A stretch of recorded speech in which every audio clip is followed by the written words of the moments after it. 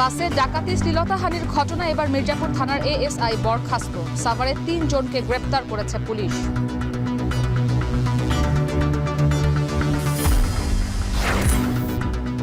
BNP একমাত্র দল, নেতাকর্মীরা অন্যায় করলে ব্যবস্থা নেয়। যশোরে তারেক রহমান, দ্রুত নির্বাচনে এই সরকারের প্রধান কাজ।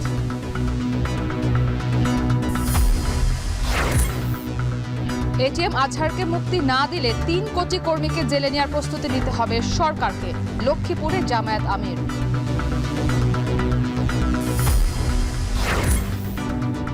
এবং ঢাকার গণপরিবহনকে ঢেলে সাজাতে বড় বাধা মালিক শ্রমিক দ্বন্দ্ব।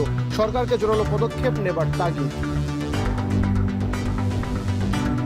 এই মালিক এবং এই শ্রমিকরা গত 14 বছর যাবৎ গাড়িগুলি কন্ট্রাক্ট সিস্টেমে চালায়। একটা ডাই হার্ড সিচুয়েশনের মতো ব্যবহার করে এটা করতে হবে, আর না হলে পরবর্তী জেনারেশন হয়তো বলবে এই সরকারের সুযোগ ছিল কিন্তু করতে পারেনি।